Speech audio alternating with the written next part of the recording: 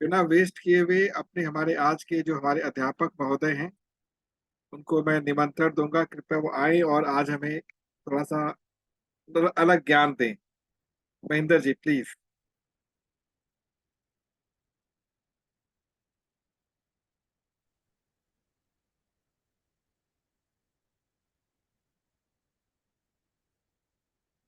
महेंद्र जी।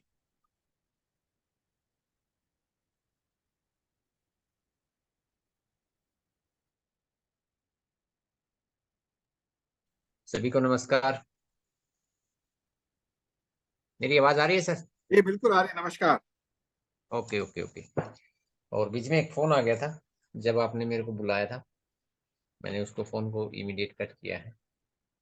और मैं आशा करता हूँ कि जितने भी साथी हैं वो पहुंच चुके हैं, वो स्वस्थ हैं।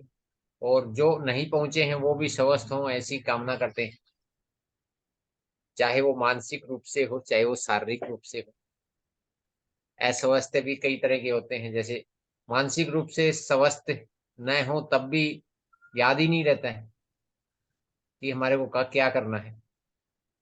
तो आज महत्वपूर्ण चर्चा करेंगे कि न्यूट्रिशन एलोपैथिक से कैसे अलग है।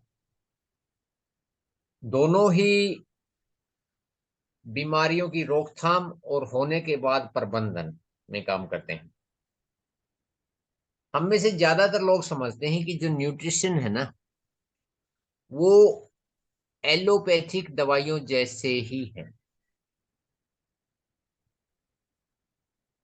क्योंकि सामने पैकिंग वैसी ही दिखती है, वो भी पाउडर फॉर्म में आते हैं, ये भी पाउडर फॉर्म में, टैबलेट में या लिक्विड फॉर्म में आते हैं।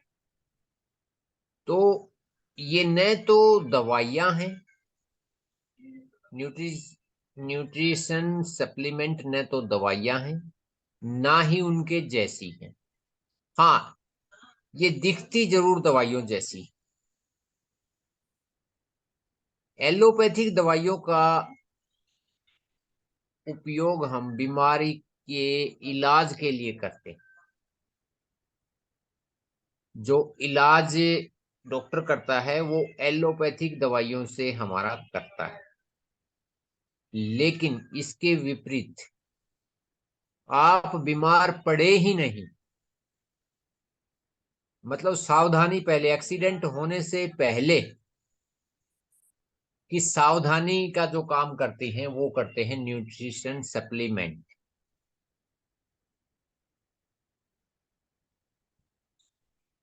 एलोपैथिक जो आपके पास दवाइयां हैं उनका उपयोग तब किया जाता है जब हम बीमार पड़ जाते हैं।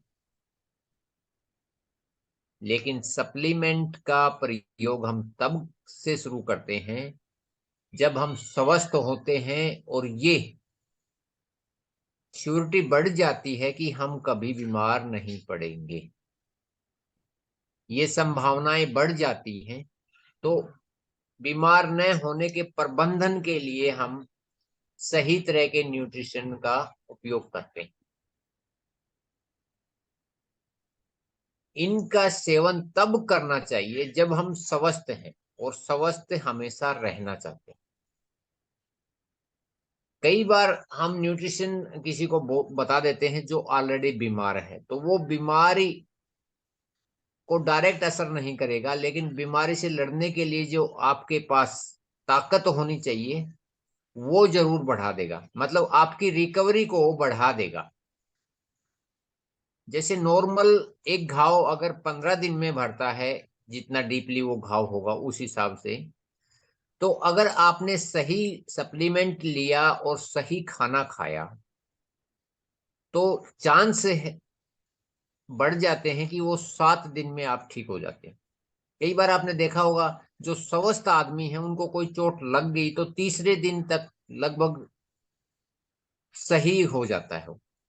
इसका कारण क्या है कि उसके शरीर में सारे न्यूट्रिशन अच्छी मात्रा में है, इसलिए उसने रिकवरी बहुत फास्ट कर ली। कई लोगों को देखो शुगर वगैरह होती है या कोई पहले बीमारी होती है, तो उनको अगर कोई खरोंच भी लग जाए, मतलब हल्का सा कोई, प्रेशर उनकी बॉडी पे पड़ जाए तो अगर घाव हो गया तो वो घाव ठीक होने में, जहां नॉर्मल आदमी 1 हफ्ते में रिकवरी कर लेता है, उसको रिकवरी करने में 2 से 3 महीने लग जाते हैं। तो एलोपैथिक दवाइयों का यूज या उसका सेवन हम एक निश्चित समय के लिए करते हैं। ऐसा नहीं हम लाइफ टाइम दवाइयां खाते रहेंगे। जैसे बुखार की है, खांसी की है, या आपको और कोई चैलेंज है, उनके एक समय सीमा निर्धारित होती है, उनकी एक मात्रा निर्धारित होती है, वो डॉक्टर ही बताता है। हम आम आदमी कई बार ये गलती कर बैठते हैं कि डॉक्टर ने एक बार लिख के दे दिया बुखार के लिए, तो अगली बार भी हम बुखार का जो पहले जो पैरासीटामोल लिखा था या दूसरा कुछ लिखा था वही लेके आ जाते हैं।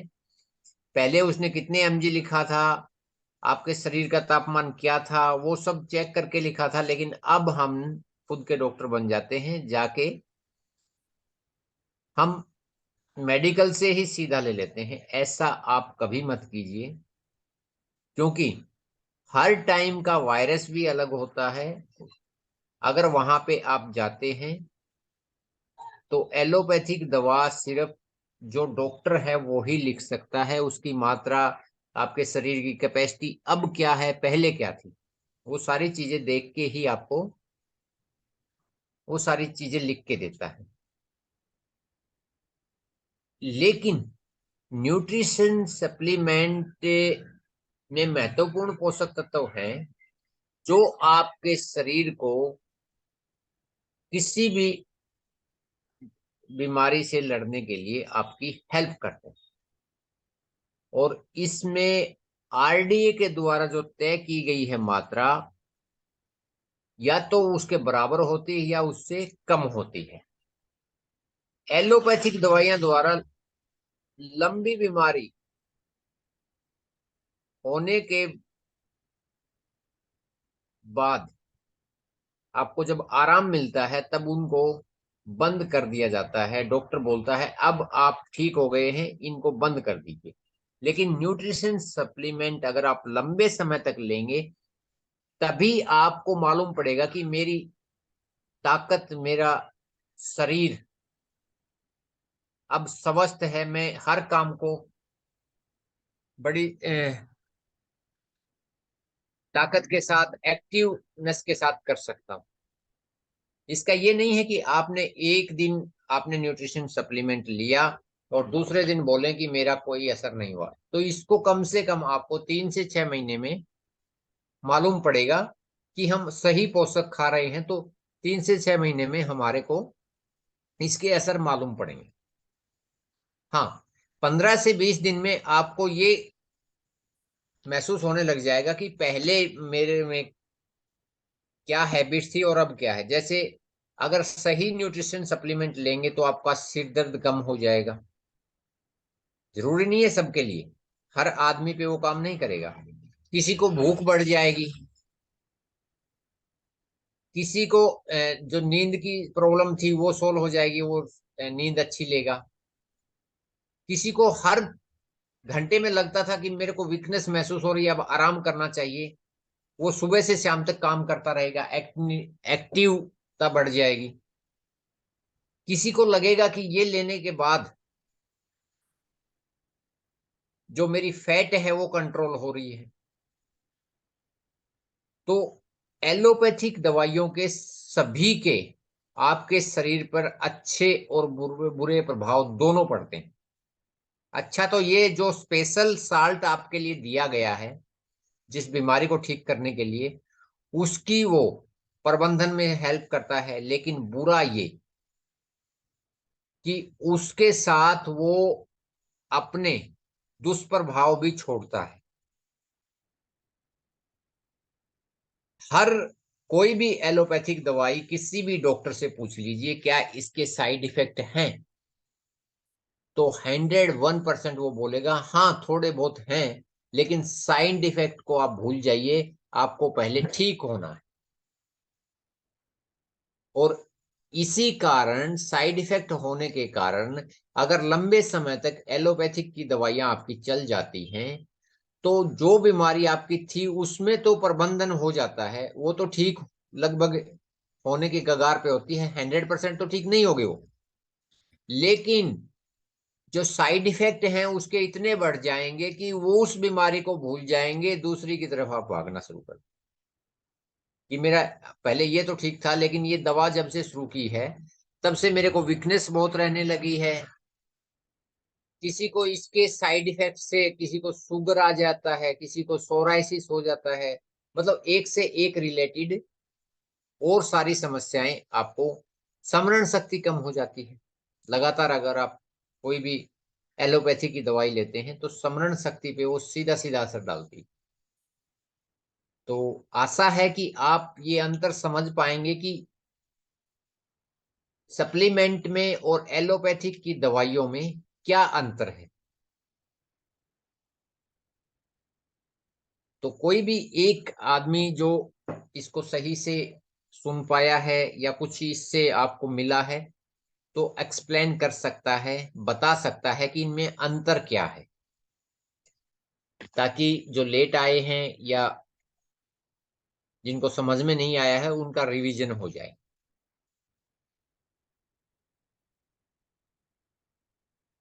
कोई भी जिनको थोड़ा बहुत समझ में। नवरत्न जी आप प्लीज बोलें। यस सर, नमस्कार। जी सर। दिनेश जी, आप बोलेंगे? बोलिए, आप बोलिए। नहीं नहीं, मैं नवरत्न जी को इनवाइट किया था अभी। कोई बात नहीं है, दिनेश जी चलो, को बताने दो दिनेश आप। दिनेश जी बोलो, दिनेश जी बोलो। ठीक है। जी दिनेश जी। मैं बाद में बता। ओके सर, ये अभी जो बताया, मान लो कि दोनों के बीच में डिफरेंट, जी जो डॉक्टर की दवाई होती है और सप्लीमेंट जो होती है, दोनों के बीच में डिफरेंट यही है कि मान लो कि बीमार होने के बाद हम डॉक्टर पास जाते हैं। जब बीमार होते हैं, कोई भी तकलीफ आती है, तब जाते हैं। और अगर बीमार नहीं होना है तो हम सप्लीमेंट ले सकते हैं। यस,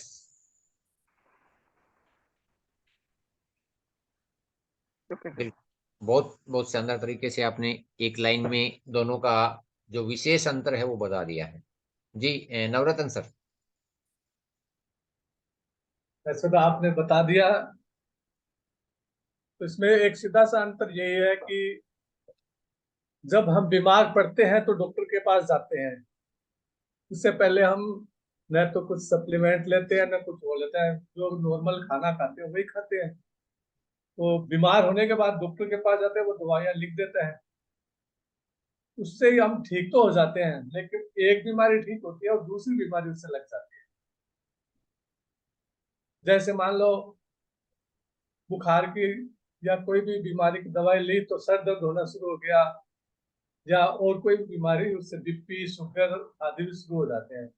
लेकिन सप्लीमेंट एक ऐसी चीज है कि उससे हमें, जब हम स्वस्थ रहते हैं तभी हम शुरू कर देते हैं, तो बीमारी होती नहीं, डॉक्टर के पास जाना ही नहीं पड़ता है हमें। तो यही एक विशेष अंतर है कि सप्लीमेंट को हम कभी भी ले सकते हैं और उनके लेने से हमें दवाइयों की जरूरत नहीं पड़ती है, डॉक्टर के पास जाना नहीं पड़ता।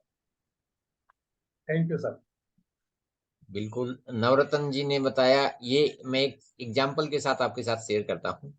जब कोई व्यक्ति बीमार पड़ जाता है और हम हॉस्पिटल में मिलने जाते हैं, तो देखना, एक राज की बात आपके साथ बता रहा हूं और आप सबने ऐसा किया होगा या किसी को देखा होगा।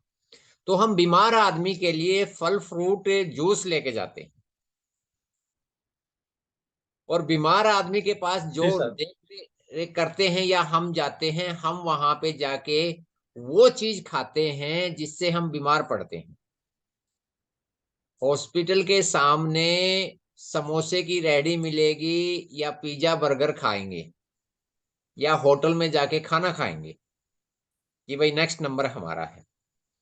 और जो बीमार पड़ गया है उसको ठीक करने के लिए हम नेचुरल चीज, जो आपको जूस है, सलाद है या फल फ्रूट है, वो लेके जाएंगे।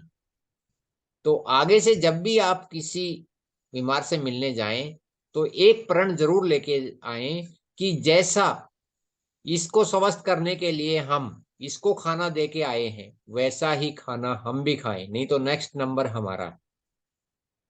तो thank you very much sir. और कोई नारी शक्ति में से? अनीता जी, वेलकम है। जी सर, जैसे सप्लीमेंट के बारे में हम लोग जानते हैं, मैंने खुद पिया है इसलिए कहूँ सप्लीमेंट बहुत अच्छा है। लेकिन लोगों को समझाने जाने में वो लोग डॉक्टर से ज्यादा डॉक्टर के दवा पे ही ज्यादा भरोसा करते हैं। अगर हम लोग समझाने जाते हैं, अगर ये बेचने के लिए नहीं, जस्ट एक अगर ये दूसरों को फायदा हो इसीलिए हम लोग अगर चाहे फैमिली मेंबर हो चाहे अपना दोस्त हो किसी को भी समझाने जाते हैं ना, तो उल्टा हम लोग को ही समझाने लगते हैं ये सब बेकार है, तो ये सब ही समझाने लगते हैं। देखो, जिसको जिस विषय में कम जानकारी होगी वो उस विषय की सही जानकारी नहीं देगा, और अगर आप दोगे तो वो मानेगा नहीं। तो जो अच्छा, जो आपको क्वेश्चन कर रहे हैं ना, आप एक बार गौर से देखना क्या वो स्वस्थ है, या तो वो खुद मोटा होगा, या खुद मेरी तरह इतना पतला होगा कि हवा में भी निकलने में डरता होगा, या खुद वो बीड़ी पी रहा होगा, या खुद वो शाम को ड्रिंक कर रहा होगा। वो आपको बताएगा। कुछ नहीं, खाओ पियो ऐसा जो डॉक्टर ने बता दिया है। डॉक्टर से बड़े आप नहीं हो। बिल्कुल सही है, डॉक्टर से बड़े हम नहीं हैं, क्योंकि डॉक्टर ने उसकी स्पेशल ट्रेनिंग ली है, और वो उसको लाइसेंस मिला हुआ है कि उसकी दवा से अगर कोई मर गया तो वो उसको कुछ नहीं हो सकता है। लेकिन हमारी दवा से अगर किसी को कुछ नहीं भी हुआ तो भी आप पे ब्लेम। नमस्कार महेंद्र जी, मैं थोड़ा बोलना चाहूंगा इस लाइन पे।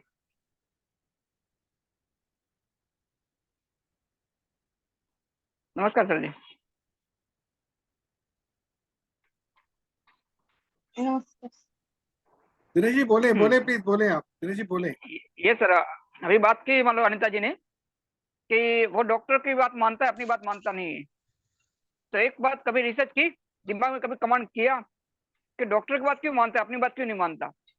डॉक्टर ने 5 साल दिया है डॉक्टर की डिग्री लेने के लिए, हमने कितना साल टाइम दिया है।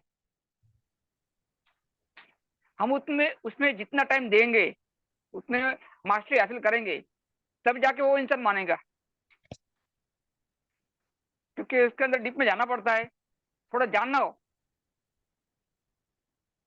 दिक्कत अच्छा वही आती, बाकी कुछ दिक्कत नहीं है दोनों के बीच में।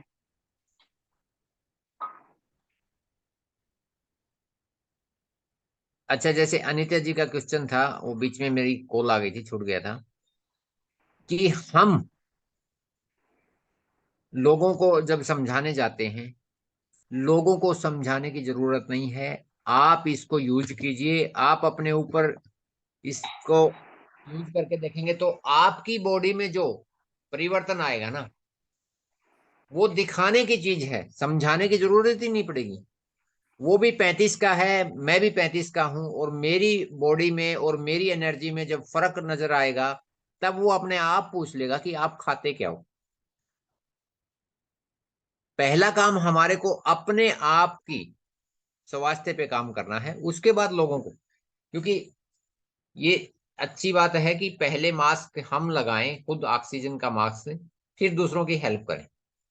तो पहले हम उस अनुभव से गुजरें, तभी तो हम रियल में बता पाएंगे। और अभी एक और महत्वपूर्ण जानकारी आपके साथ शेयर करता हूं, जो 2 से 3 मिनट में लगभग मैं कंप्लीट कर दूंगा। देखो, फैट हमारा क्यों बढ़ता है, इसका एक मेन कारण क्या होता है। फैट 3 प्रकार के होते हैं, चाहे वो घी में हो चाहे ऑयल में हो। उनमें क्या फर्क होता है, और स्वास्थ्य की दृष्टि से, या जो आरडीए ने निर्धारित किया है फैट की मात्रा, हमारे जो हम फैट से रिलेटेड घी या तेल ले रहे हैं, उसमें क्या क्या चीजें होनी चाहिए, वो देख के ही हमारे को लेनी है। तो देखो, फैट के 3 प्रकार हैं। एक तो होता है सैचुरेटेड फैट। सैचुरेटेड फैट का मतलब होता है वो चिकनाई जो सामान्य तापमान पे जमती है, उसको बोलते हैं saturated fat. SFA, saturated fat acid. तो इसका मतलब ये है जो सामान्य तापमान पे जो चिकनाई जमती है वो सैचुरेटेड फैट है। घी में सबसे ज्यादा सैचुरेटेड फैट है, लेकिन सैचुरेटेड फैट का मतलब जो निर्धारित किया गया है एक बॉडी के लिए कि डेली कितनी खानी है, उससे अगर ज्यादा लेते हैं तो वो कोलेस्ट्रॉल को बढ़ाती है। मतलब आपके शरीर में जो फैट जमा हो रहा है, जो धमनियों में कोलेस्ट्रॉल जमा हो जाता है, उसका कारण यही है कि आपने सैचुरेटेड फैट मतलब घी घी या घी जैसा जमने वाला जो पदार्थ है वो ज्यादा खाया है, इसलिए वो आपकी धमनियों में जमता भी है और ब्लॉकेज आने का कारण भी वही बनता है। उसके बाद आता है अनसैचुरेटेड फैट। अनसैचुरेटेड फैट में दो तरह के होते हैं। सैचुरेटेड फैट एक ही तरह का होता है, लेकिन अनसैचुरेटेड फैट दो तरह के होते हैं। एक होता है पॉली अनसैचुरेटेड फैट, एक होता है मोनो अनसैचुरेटेड फैट। इसको बोलते हैं प्यूफा और म्यूफा। तो प्यूफा क्या है? प्यूफा में कौन कौन कौन से आते हैं? जो चिकने पदार्थ जैसे तेल जो सामान्य तापमान पे बिल्कुल लिक्विड रहते हैं, वो होते हैं प्यूफा। पॉली अनसैचुरेटेड फैट, तो उसमें कौन कौन से आते हैं? जैसे जैतून का तेल आ गया, कैनोल का तेल आ गया, सरसों का तेल है, जो सामान्य तापमान पे लिक्विड ही रहेगा। सामान्य से नीचे भी तापमान आ गया तो भी लिक्विड ही रहेगा। तो ये क्या काम करता है? जो आपके शरीर में जमा कोलेस्ट्रॉल है उसको कम करने में सहायता करता है, लेकिन इसकी भी मात्रा उतनी ही होनी चाहिए जितनी रिकमेंडेड, जो अपने हेल्थ से रिलेटेड जितने भी न्यूट्रिशन से रिलेटेड इंस्टीट्यूट हैं उन्होंने जो तय कर रखी है, या मेडिकल ऑफ रिसर्च ने जो तय कर रखी है, या इंडिया गवर्नमेंट की जितनी भी खाने से रिलेटेड संस्थाएं हैं उन्होंने इसकी जो सिफारिश की जाती है वो मात्रा होनी चाहिए। ऐसा नहीं है कि हमने जमने वाला फैट तो कम खाया है और इसको ज्यादा खा लिया, नहीं। देखो, अगर हमारे को चाय अच्छी बनानी है या सब्जी अच्छी बनानी है या रोटी अच्छी बनानी है, तो उनमें एक मात्रा में पानी, उसी मात्रा में नमक, जिस मात्रा में हमारे को चाहिए। ऐसा नहीं है नमक ज्यादा डाल दिया पानी कम कर दिया, या आटा ज्यादा डाल दिया पानी कम कर दिया। मतलब तीनों की मात्रा ऐसी होनी चाहिए कि हम आराम से चपाती बना सके। ऐसे ही सब्जी में भी हर आइटम की मात्रा उतनी ही होनी चाहिए जिससे उसका स्वाद भी बना रहे और उसकी पौष्टिकता भी बनी रहे। तो इसमें हर जो भी हम फैट ले रहे हैं उसमें मात्रा वो उस मात्रा में होनी चाहिए जो रिक्वायरमेंट हमारे शरीर को है। उसके बाद आते हैं पॉली अनसैचुरेटेड फैट। ये सामान्य तापमान पे तरल रहता है। इसमें कौन कौन से तेल आते हैं? जैसे सूरजमुखी की तेल है, सोयाबीन का तेल है, कॉर्न ऑयल है जो कोलेस्ट्रॉल को कम करता है, और इसमें कम ऑक्सीडेंट स्थिरता होती है, इसलिए ये तेल एक सीमा तक हमारे शरीर को फायदा पहुंचाता है। मतलब इनकी जो मात्रा है ना वो ही डिपेंड करेगी कि हम कौन सा। जैसे घी में सफा बहुत ज्यादा होता है, 70% सफा होता है, और प्यूफा 3% होता है, और म्यूफा 30% होता है। तो जो सफा हमारे को 30% या 33% चाहिए वो 70% है। इसलिए ज्यादा घी के लिए मना करते हैं डॉक्टर, क्योंकि ये कोलेस्ट्रॉल को बढ़ाना शुरू कर देता है। या आप बहुत हार्ड वर्क करते हैं, उसको पचा लेते हैं, उसकी फैट नहीं बनने देते हैं, बॉडी को इतना वार्म अप कर लेते हैं, इतना गर्म कर देते हैं, इतना पसीना बहा देते हैं, तो वो आपकी शरीर में जमा नहीं होता है, वो पसीने के रूप में गर्म होके वो बाहर निकल जाता है, जितना चाहिए उतना ही रहता है। फिर वनस्पति ऑयल, जितने भी वनस्पति घी हैं उनमें भी 60% होता है सफा, लेकिन प्यूफा उसमें होता ही नहीं है। वो कैसे भी तापमान पे रखो, मतलब नॉर्मल जमा ही रहेगा, गर्म करेंगे तो ही वो पिघलेगा। उसमें प्यूफा होता ही नहीं है, और म्यूफा उसमें 40%। ये भी लगभग ठीक है, 30% चाहिए तो 30 की जगह 40 है, ये हो जाएगा। सबसे अच्छा इंस्टीट्यूट ऑफ हैदराबाद ने जो खाने में उत्तम तेल बताया है वो है ग्राउंडनट ऑयल का। मूंगफली के तेल में जो सफा की मात्रा है, जो जमने वाली फैट है, वो बहुत कम होती है, 22% होती है। और प्यूफा है ना, वो 33% होता है, और म्यूफा 45%। म्यूफा थोड़ा सा ज्यादा हो गया इसमें, लेकिन चल जाएगा, उतना नहीं है, डबल ट्रिपल नहीं है, मतलब 10-12% ज्यादा है। और उसके बाद खाने में उत्तम तेल है राइस ब्रांड ऑयल। इसमें 24% सफा होती है, मतलब जमने वाली जो फैट है ना वो 24% है, 33% प्यूफा है, और 42% मुफा है, मोनो सैचुरेटेड फैट।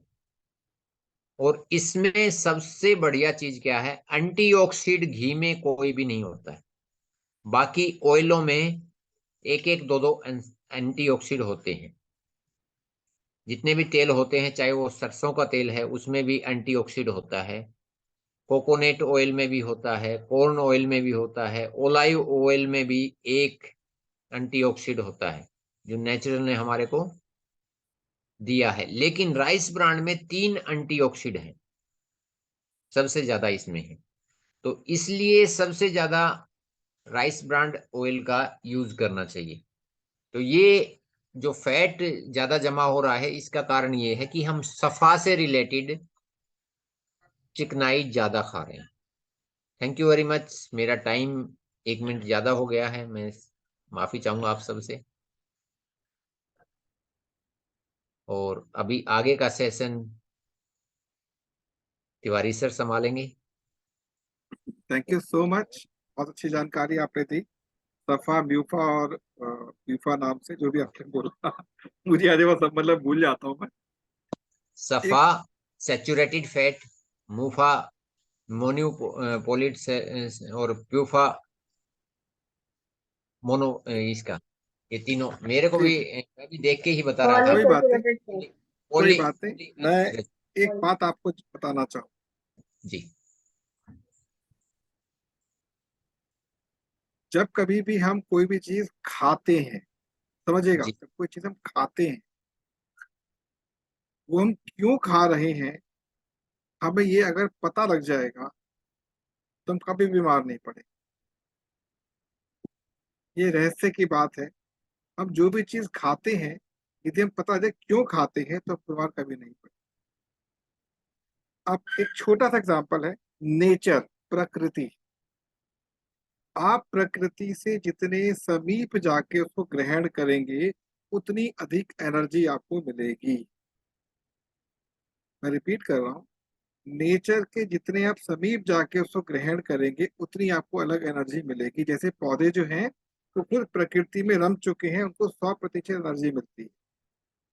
जो लोग पेड़ पौधों को खाते हैं, फल फ्रूट खाते हैं, उनको 10% ऊर्जा मिलती है, और जो मांसाहारी होते हैं उनको 1% ऊर्जा मिलती है। अब प्रश्न उठता है, जो एलोपैथिक दवाई बनती है, ध्यान दीजिएगा, वो बनती कैसे, उसमें कौन से केमिकल डाले जाते हैं, और करती क्या है। तो 90%, आप मान के चलिए, 90% जो एलोपैथिक डॉक्टर्स होते हैं, ये मैं नहीं कह रहा, ये खुद डॉक्टर्स कहते हैं, वो कभी बीमारी का कोई इलाज नहीं करते। क्योंकि बीमारी पता ही नहीं हुआ है क्या, तो किसी को नहीं पता बीमारी क्या है, क्योंकि बीमारी समझने के लिए उनको कम से कम 25 साल स्पेंड करने पड़ते। करते क्या है, सिम्टम्स पे काम करते हैं। नेचुरोपैथी क्या करती है, इसको भी नहीं पता बीमारी क्या है, आपको ये भी नहीं जानती, लेकिन ये जड़ पर काम करती है।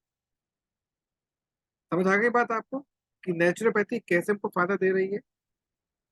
तो खैर ये टॉपिक हमारे महेंद्र भाई का है।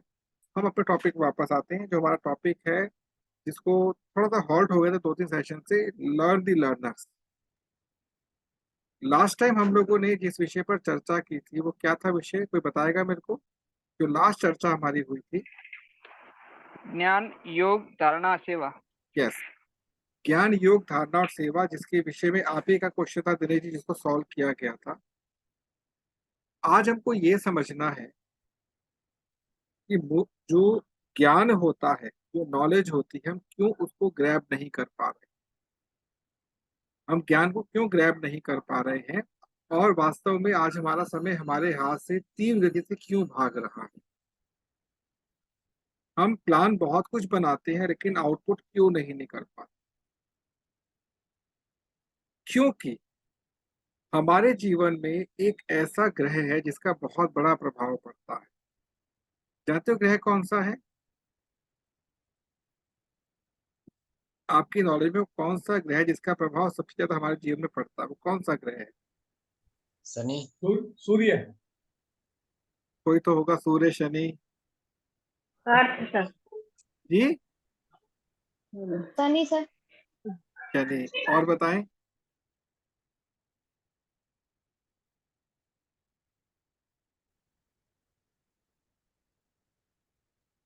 जिसका हमारे जीवन में सबसे बड़ा प्रभाव पड़ता है,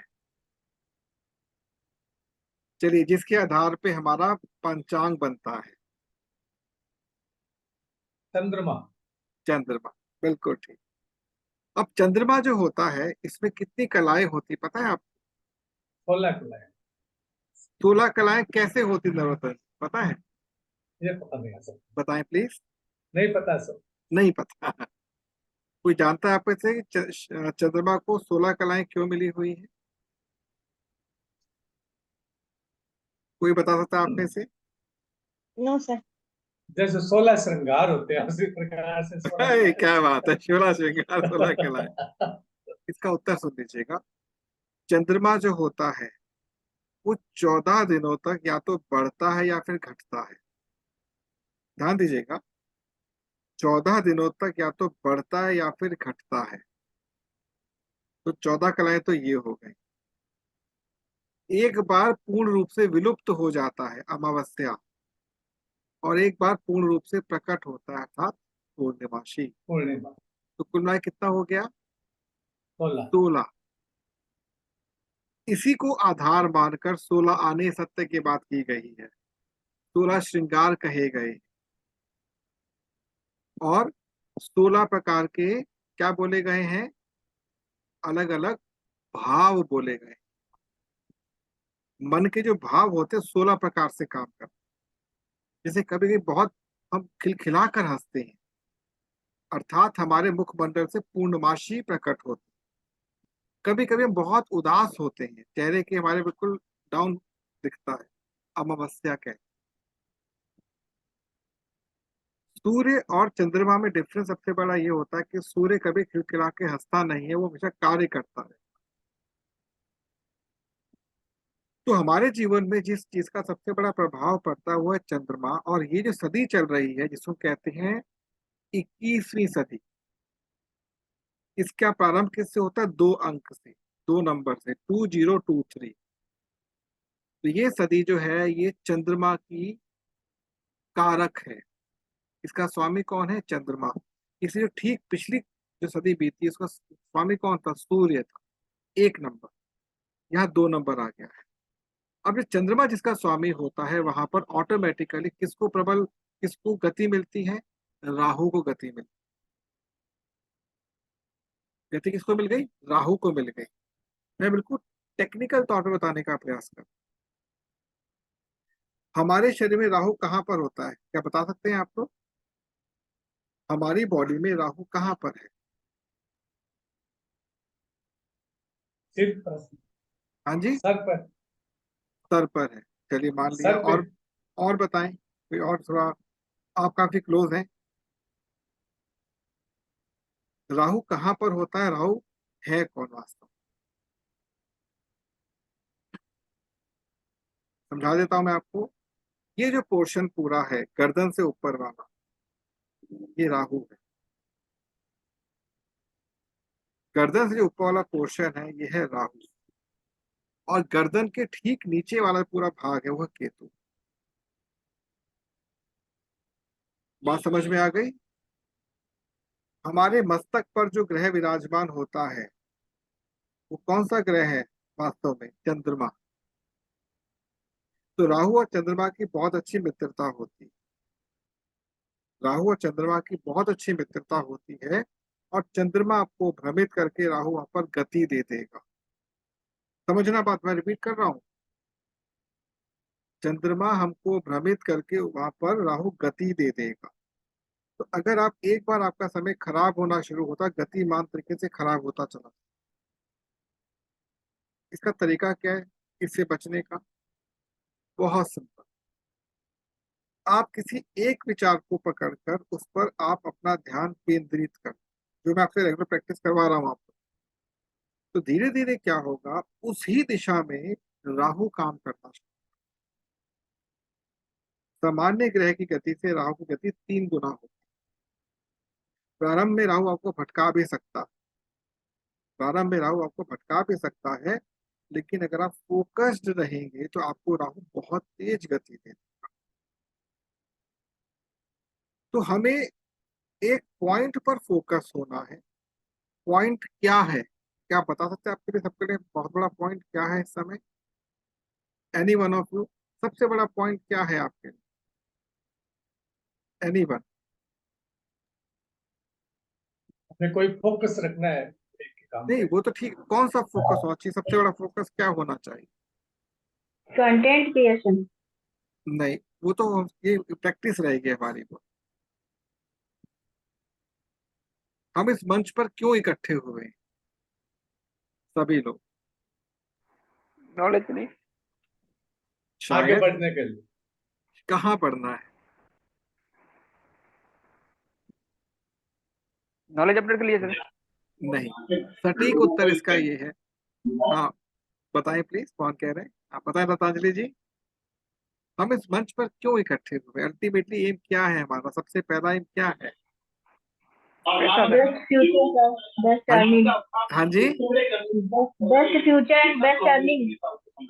बेस्ट अर्निंग। फ्यूचर अपने आप बन जाएगा। पॉइंट समझ गए आप? हमारा सबसे पहला उद्देश्य क्या होना चाहिए? आर्थिक रूप से संपन्नता। देखिए, नॉलेज आपके पास ऑटोमेटिकली आती चली जाएगी, लेकिन प्रारंभिक गोल क्या होना चाहिए? Knowledge, sorry, money. और मनी कब मिलेगी आपको? जब आप फोकस्ड रहेंगे। जब आप फोकस्ड रहेंगे, उसी में कंटेंट राइटिंग भी आ जाता है, प्रेजेंटेशन भी, बहुत कुछ उसमें आ जाता है। तो इस मनी के रोटेशन को समझने के लिए सबसे पहली चीज क्या है? हमको ये पता होना चाहिए कि हमारा रेगुलर का एक्सपेंडिचर क्या है। हम रेगुलर कहाँ पर अपने समय और धन को खर्च करते हैं, ये पता होना बहुत आवश्यक। वो इसलिए आवश्यक है ताकि आपको ये तो पता चले कि कैश फ्लो कहाँ पर हो रहा है। हमारे घर में 100 रुपए आ रहे हैं, 1000 रुपए आ रहे हैं, 50,000 आ रहे हैं, वो जा कहाँ पे रहे हैं? क्योंकि चंद्रमा जो होता है, जिस दिन ये बिगड़ जाता है आपके खर्चे बढ़ा देता है। इतना भ्रमित करेगा आपको कि आप पकड़ ही नहीं पाएंगे। जिस भी संख्या का आउटपुट 2 आता है, वो या तो बहुत ऊंचे स्थान पर जाएगा या फिर जिंदगी को ठोकरे खाता रहेगा। ये कई बातें समझाऊंगा। तो आपको फोकस्ड ना करने के पीछे सबसे बड़ा कारक कौन है? चंद्रमा। अब इसकी रेमेडी सुन लीजिए, कैसे हम इसको ठीक करेंगे। आप दिन में कम से कम एक बार, कम से कम एक बार, एक बर्तन में पानी भर के रखेंगे, पीने वाला पानी, और उसमें चांदी का सिक्का डालकर छोड़ दें, दिन में कम से कम एक बार। और सिक्का कम से कम उसमें होना चाहिए आधे घंटे के। नियमित तौर पर, जैसे मैंने क्या किया हुआ है आपको बहुत स्पष्ट बता देता हूँ। जो मैंने अपने घर में अपना प्योरीफायर लगवा रखा है, उस प्योरीफायर में मैंने परमानेंटली चांदी का सिक्का डालकर छोड़ा। इसलिए चांदी का असर हल्का हल्का पूरे परिवार को मिलता है। पानी की 90% जो मतलब इम्प्योरिटीज होती हैं, चांदी के मिलने से उनका प्रभाव लगभग समाप्त। दूसरा मैंने क्या किया हुआ है, इसी के अंदर हमारी जो टंकी है, जो हमारा टैंक है छत पर, उसमें मैंने लगभग 200 ग्राम कॉपर डाल रखा है। तांबा, तांबा मैल काटता है पानी। यदि इन दोनों में से एक काम भी आप कर लेते हैं चांदी वाला, तो अच्छा रहेगा, आपका माइंड कंट्रोल रहेगा। तांबा मतलब मंगल, चांदी मतलब चंद्रमा। आई होप ये बात समझ पा रहे होंगे। सर जब ये दो मटके के अंदर हम चांदी का सिक्का चलेगा। डाल सकते हैं। देखिए, मटके का उपयोग अब बरसातों में नहीं करेंगे हम। इसका एक तरीका एक और भी हो सकता है कि आपने तांबे का एक बर्तन रख लिया, रात को उसमें डाल दिया पानी, और चांदी का सिक्का छोड़ दिया उसके, सुबह उसको पीजिएगा। लेकिन ये ध्यान रखिएगा कि वो जो तांबे का जग जो है, वो किसी लकड़ी के ऊपर रखा हो, किसी मिट्टी लायक चीज पे, मतलब फर्श पे ना रखा हो, स्लैब पे ना रखा हो, लकड़ी पे रखा हो, क्योंकि तांबा मिट्टी से बहुत जल्दी रिएक्शन करता है। तो अगर ये आप करते हैं तो आपको धीरे धीरे अपने मन में स्थिरता और शांति मिलेगी। ये मैंने ये बताया आपको कि मन को फोकस करने का, क्योंकि मन को कंट्रोल करना हमारे लिए अत्यंत आवश्यक। अब मैं अपने दूसरे पॉइंट पर आता हूँ। ऑनेस्टली किस किस ने अपने घर का बजट लिखा है, ये बताएं। रफली मुझे जानना चाहता हूँ किसना किसने बजट लिखा। हाँ रितांजलि जी बताएं प्लीज। मैं भी लिखी हूँ सर। हाँ हाँ, सबके पास पहुंच रहा हूँ मैं। हाँ रितांजलि जी, ठीक है। रफली बताइए। तो मतलब सब कुछ बताऊं या टोटल बता दूं? नहीं, रफली मतलब रफली जैसे कि आपके घर में जो ग्रोसरीज आइटम है, जिसमें आटा दाल चावल, मतलब रसोई का आइटम जो है, वो लगभग कितने का आता है। तो ग्रोसरी का आता है 4,000। 4,000, ठीक है, वेरी गुड। अब आता है सब्जी। जी, सब्जी और फ्रूट्स मिलके 3,000 का होता है। ठीक है, 4 और जितने 3। हाउस होल्ड प्रोडक्ट, जी, हाउस होल्ड प्रोडक्ट होते हैं वो 2,000 का आता है। हम्म मील का आता है 1,000 का। हम्म हेल्थ केयर में जाता है 3,000। और ट्रैवल एक्सपेंसेस होती है हमारे 2,000। हम्म चिल्ड्रन एजुकेशन में भी जाता है 2,000। ठीक है। और मोबाइल चार्जेस होती है 500। हम्म इलेक्ट्रिसिटी बिल होती है 2,000। हम्म वाटर बिल होती है 5,000 के करीब। Great great great great. अब टोटल कितना हो रहा है ये। टोटल 20,000 होती है। 20,000 की आपका एक्सपेंडिचर है। अब ये मान लीजिए अगले 6 महीने में इसमें आधा आपका इन्वेस्टमेंट में कन्वर्ट हो जाए, अगले 6 महीने। जी सर। ठीक है। अब इसमें जो आपका मोटा मोटा मैंने फोकस किया है, जो आपका ग्रोसरीज का जो आइटम है, उसको फोकस करेंगे अभी। चलिए, जी, अब हम पहुंचते हैं अपने प्रकृति जी के पास, आते हैं। प्रकृति जी आप बताएं प्लीज।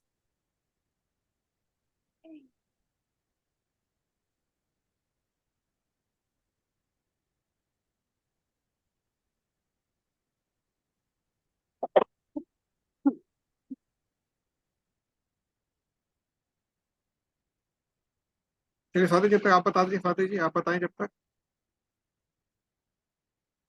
हाँ बताएं प्रकृति जी।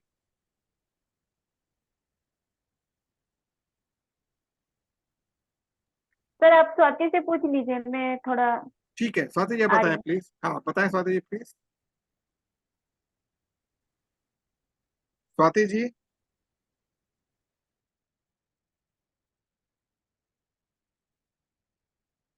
नरोत्तम जी आप बताएं प्लीज।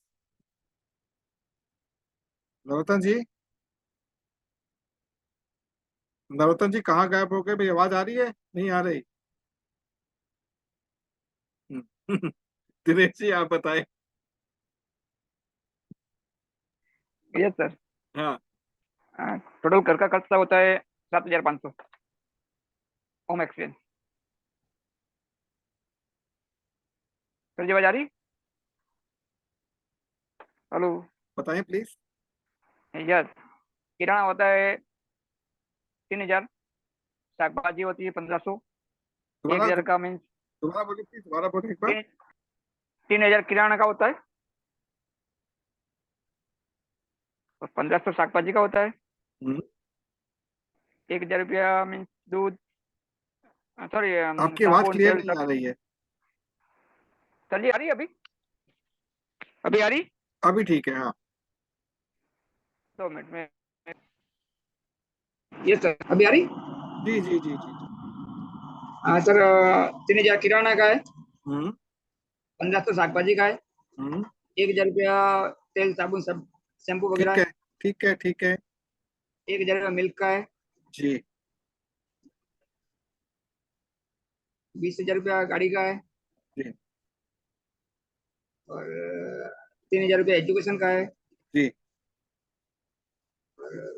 टोटल साल में ऐसे गिने तो 3,000 रुपया कपड़े पे आता है, हम्म और साल में से डिवाइड करते हैं तो घर का मीन्स रिनोवेशन पे आता है 2,000 रुपया। ठीक है, ठीक है, डन। बहुत बढ़िया। आप कौन बताएगा? आप में से कौन बताएगा? ये मैं बताता हूँ सर। हाँ बताएं प्लीज, नरोत्तम जी प्लीज बताएं। राशन पे 4,500 रुपये, जी और laundry care, personal care, home care, ये जो तीनों के 1,500 से 2,000, 1,500 जी। रुपये। ठीक है, ठीक है। दूध पे 2,300 रुपये। हम्म। सब्जी और फल 2,000 रुपये। जी सिलेंडर का खर्च 1,150 रुपये, इसको अलग कर दिया हमने। जी उसके बाद में पानी, बिजली, टीवी रिपेयरिंग का 1,500 रुपये। जी मोबाइल रिचार्ज और मोबाइल उपकरण के 2,500 दोनों के। जी जी पेट्रोल, सर्विसेज, रिपेयर, ट्रेवलिंग, इस पे 2,000 रुपये। जी मेडिकल और न्यूट्रिशन पर 3,000 रुपये। जी एजुकेशन पे अभी मेरा ज्यादा लग रहा है, लगभग 10-12 हज़ार रुपये लगता है। जी। बारह ठीक है, हजार ठीक है। बेटा पढ़ा मैं जानता हूँ इसलिए लग रहा होगा। बिल्कुल बिल्कुल। और इन्वेस्टमेंट के अंदर लगभग 3,000, LIC, PPF, ठीक है, वगैरह वगैरह। ठीक है। वंडरफुल, तो वंडरफुल। टोटल 37,000 रुपये। Great, great. हाँ प्रगति जी आप बताएं। सर सर ग्रोसरी 5,000, हम्म और जो मतलब साबुन तेल ये सब अलग से जो वो आता है जो कंपनी से, वो 4,000। हम्म सब्जी सब्जी आलू प्याज सब कुछ मिलाकर, हम्म मतलब वेज नॉन वेज सब कुछ मिलाकर महीने भर में 5,000। हम्म और दूध, दही सब कुछ मिलाकर 1,000। हम्म। फ्रूट वगैरह मिलाकर 2,000। Electric bill 3,000। बच्चे के ऊपर 10,000। हम्म। और जो मेड है 2,000। हम्म गैस का वो लिखी नहीं है। हम्म।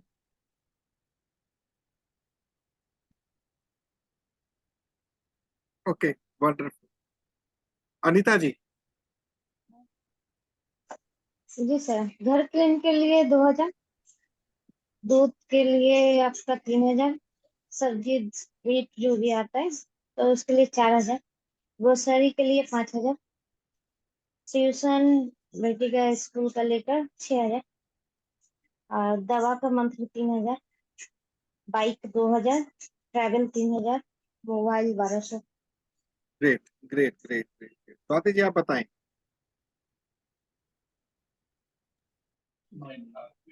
तो रूम का रेंट 10,000। हाँ जी, किसका वाटर किसका? टैक्स, रूम का रेंट। दूध वाले का 10,000?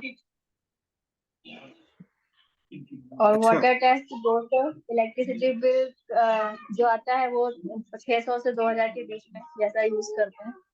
और वाटर बॉटल हम लेते हैं 400 की पर मंथ। हम्म, और मिल्क आता है 840 का, पैकेट वाला लेते हैं। ग्रोसरी का हो गया 4,000, 4,500 समथिंग, वेजिटेबल मिला के। और स्कूल फीस 1,500 अभी जा रही है। तो टोटल मेरा 19,440 है। Great great great. Mahendra ji. जी सर, मैंने अलग अलग तो नहीं लिखा है, लेकिन अलग अलग मेरे मतलब ध्यान में है। जैसे दूध का मेरा आता है लगभग 2,500 रुपये, 100 रुपये ऊपर नीचे। उसके बाद पानी का यही एक 100 रुपये के आसपास। हम्म, और उसके बाद इलेक्ट्रिकल का हमारा आता है 1,500 के आसपास। उसके बाद फ्रूट का हमारा आता है 3,500 से 4,000 रुपये के आसपास महीने का। और ग्रोसरी आइटम हमारा लगभग लगभग 8,000 रुपये, 8 से 10,000, जिसमें पर्सनल केयर भी आ गया, और अपनी दालें भी आ गई, सब्जी मसाला सब आ गया, नहाने धोने का भी आ गया, और होम क्लीन का भी सारे प्रोडक्ट आ ठीक। गए। और अब मैं अपना बता दूं, मेरा अपने घर का बताता हूँ। जो हमारे घर में जो ग्रोसरीज है वो लगभग 6,000 6,500 के बीच में आती है मंथ। उसके अलावा पर्सनल केयर होम केयर जो हम सामान जो लेते हैं वो लगभग 2,000 के आसपास आता है। दूध हमारे घर में 5.5 के आसपास मंथली आता है। इलेक्ट्रिसिटी बिल जो है अप्रोक्सीमेटली फ्लक्चुएट होता रहता है, 1,300 से 2,000 के फ्लक्चुएट होता रहता है, कभी कम कभी ज्यादा हो जाता है, क्योंकि हमारे यहाँ पर वॉटेज का हिसाब किताब है। पानी फिलहाल हम लोग को नहीं मिलता, मतलब फ्री मिलता है पानी हम लोग को। इसके अलावा ट्रैवलिंग हमारे घर में लगभग 2,000 महीने की रहती है। हमारे बच्चों की जो मंथली फीस है अब फिलहाल वो बंद हो चुकी है। पहले फीस लगती थी, अब फिलहाल वो फीस नहीं लगती। और बच्चों के ऊपर स्पेशल जो एक्सपेंडिचर होता है हमारा मंथली, वो लगभग 3,000 के आसपास एक्सपेंडिचर बच्चों के लिए होता है। इसके अतिरिक्त हमारा मोबाइल चार्जेस और ये जितना भी है इसको मिलाकर अप्रोक्सीमेटली 800 रुपये हमारा महीने का आता है। ये पूरा मैंने आपको एक रफ आइडिया दिया है हमारे घर। हम सभी लोग करेंगे क्या, जो हमने लिखा है इसको एक पेपर पे बनाकर मुझे आप व्हाट्सअप करेंगे, पर्सनल ग्रुप पे नहीं कीजिएगा। उसके अकॉर्डिंग आपके घर की मेरे को इन्वेस्टमेंट स्कीम डिजाइन कर। कारण ये है, कुछ चीजें हम पर्सनल लेवल पर अटैच होते हैं तभी हम उसका फिर सॉल्यूशन निकाल।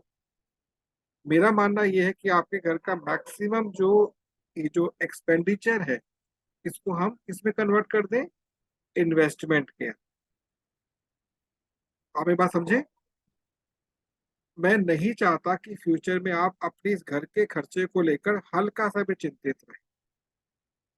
और पूरा मेरा प्रयास रहेगा अगले 8 से 10 महीने के बीच में, इन बिटवीन, आपके घर का ये जो आपने एक्सपेंडिचर बताया जो कि अप्रोक्सीमेटली 20 से 25 के बीच सभी का आ रहा है, ये टोटली फ्री हो जाए। Totally free.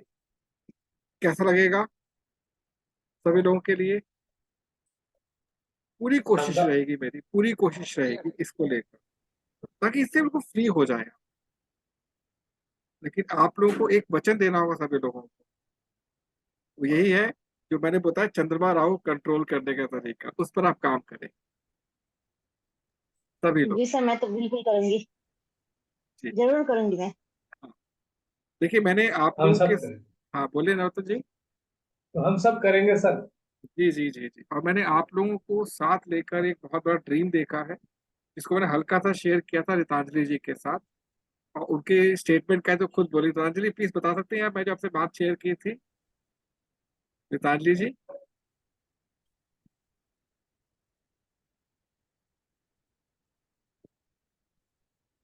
रितांजलि जी क्या आप ऑनलाइन है। सर प्लास्टिक की वाटर बॉटल में पॉइंट डाल सकते हैं? नहीं, आप प्लास्टिक को अवॉइड करें प्लीज, प्लास्टिक को तो अवॉइड करें, या तो तांबे में रखें या फिर ग्लास में रखें। सर जी मान लो कि जो स्टील का ग्लास होता है, स्टील का लोटा नहीं होता है। नहीं, स्टील मैं कह रहा हूँ, देखिए मेटल में केवल तांबा या फिर मिट्टी का बर्तन या फिर शीशे का बर्तन, अच्छा, तब आपको तो अच्छा प्रभाव मिलेगा इसका। तो टेबल पर रख सकते हैं, हाँ प्लास्टिक के टेबल वो पर। जो हाँ एक्वागार्ड वाला तो वो तो प्लास्टिक का है हाँ, सर। टेबल प्लास्टिक चल सकता है, हाँ, टेबल सर ये आपका 12 नॉन। मास पीना है? नहीं सर, हाँ जी, ये 12 मास पीना है, मतलब जैसे ये तांबे या चांदी का जो पानी है वो 12 मास पी हाँ ये सकते 12 मास, मैं कहता हूँ मेरे घर में परमानेंटली है ये, परमानेंटली तांबा है मेरी टंकी के अंदर, और वो जो पानी हमारा प्यूरीफायर में आता है वो आपका चांदी डाल रखे उसके अंदर। सर वही एक्वागार्ड के अंदर डालेंगे वो तो प्लास्टिक का। वो सहमत हूँ बात से आपके, प्लास्टिक से ही होता है वो, लेकिन आपका प्लास्टिक किस ग्रेड का है, जो हम लोग प्यूरीफायर दे रहे हैं ना, वो देखिए जो हम लोग प्लास्टिक यूज करते हैं जो आपके घर जब Takiela पहुंचेगा ना, buja! Takiela buja! Kali potro pocha utuji. Bahara sobe amchana. वो Takiela जो ja. है फूड ग्रेड प्लास्टिक है, मतलब उसमें पानी स्टोर हो रहा है ना, आपको बॉडी को नुकसान हार्म नहीं देगा, आप समझे आप। लेकिन लेकिन जो तो नॉर्मल तौर जो हम नॉर्मल प्लास्टिक यूज करते हैं वहां पर ये प्रॉब्लम हो सकती है, इसलिए मैं अवॉइड करने के लिए कह रहा हूँ। पानी अगर आपका 3 घंटे तक प्लास्टिक बॉटल में रह जाता, ध्यान रखिएगा 3 घंटे तक यूज नहीं होता, तो धीरे धीरे उसकी क्वालिटी डिग्रेड होनी शुरू हो जाती है। नॉर्मल प्लास्टिक की बात कर, चाहे पेप्सी की बोतल आती है, चाहे जो भी कोल्ड ड्रिंक, सबका सेम हाल। हाँ रितांजलि जी, मैं कुछ कहा था आपसे, तो ध्यान है। सर जी जी सर। सर जी कुछ बोलो। जी सर। आप बोलिए। हाँ सर जी एक आपने मिनट, बताया प्लास्टिक। सर मेरे पास एक, मैं बोलती हूँ सर, मेरे हाँ पास एक जॉब है जो जिसमें हम लोग पानी रखते हैं, तो बाहर से स्टील है, भीतर से तांबा है, तो उसमें अगर पानी चलेगा रखा जाए तो चलेगा, कोई वो दिक्कत चलेगा वो चलेगा, वो ड्यूअल बॉटल चलेगी। सर इवन आपने बताया थर्मस फ्लास्क जो आते हैं घर पे, हम यूज करते, थर्मस फ्लास्क करते हैं ना, वो भी चलेगा। सर आपने बताया कि प्लास्टिक में 3 घंटे के बाद पानी, जो मान लो हमारा, पानी की जो बोतल है। सुनिए सुनिए सुनिए, जैसे ये बॉटल मेरे पास बॉटल रखी है ये वाली, यस सर। ये क्वालिटी अच्छी नहीं, मैं खुद जानता हूँ क्वालिटी अच्छी नहीं, हाँ क्योंकि जो प्लास्टिक बनता है ना, ये डी ग्रेड प्लास्टिक से बनता है, रिफर्निश होते हैं। जो ए ग्रेड प्लास्टिक होता है ना, वो आपको नॉर्मल मिलता नहीं है, मार्केट बहुत कॉस्टली होता है, तो उसी के कंपैरिजन बनता है फूड ग्रेड प्लास्टिक, जो फूड की ग्रेडिंग को डाउन नहीं करता, उसकी पहचान ही नहीं है हम लोग को। अब सर जितने कैसे भी, पहचाने? हाँ जी, फूड कैसे ग्रेड प्लास्टिक पहचाने, जैसे इसके जी लिए जी। इसके लिए स्वाति जी आपकी हेल्प करेंगी, जो हमारे वाटर प्यूरिफिकेशन जो यूनिट है ना, उसी पे ही काम करते हैं। स्वाति जी इसका डिटेल लेकर आपको देंगे पक्का, मैंने पे ये चीज छोड़ रखी कि फूड ग्रेड प्लास्टिक कौन सा हो। तो मैं लास्ट में रितांजलि जी आपसे बात करना चाहूंगा, मैंने आपसे ड्रीम शेयर किया था, आप थोड़ा शेयर करें सबके साथ प्लीज, रितांजलि जी। जी मैं थोड़ा सर आप बता दीजिए। कुछ बच्चा शोर मचा रहा है, चलिए कोई बात नहीं। मैं आप सभी के साथ एक ऐसे ड्रीम की कल्पना कर रहा हूँ जो आने वाले टाइम में एक बहुत बड़ा एम्पायर बने। अभी आप लोग थोड़ा बहुत समझे हैं मैं क्या कर रहा हूँ आपके साथ, थोड़ा बहुत, शायद 5% समझ पाए होंगे अभी तक, तो बहुत कुछ यहाँ पर शेष है। तो अभी अधिक समय आप लोग का ना लेता हुआ, हम लोग अब मिलेंगे फ्राइडे को सेम टाइम पर, और फ्राइडे को एक और सरप्राइज आपके सामने आएगा, तो वेट फॉर फ्राइडे। वहाँ नवरत्न जी आप समय निकालिएगा, आपके साथ 1 घंटा मुझे बैठना है, आप होमवर्क पूरा कर चुके होंगे, जी कल। ठीक है, कल बैठेंगे हम, ठीक है। ओके तो सर। सभी को नमस्कार, बहुत बहुत धन्यवाद आपको सेशन में आए, नमस्कार। हम लोग परसों मिलते हैं, नमस्कार। नमस्कार सर।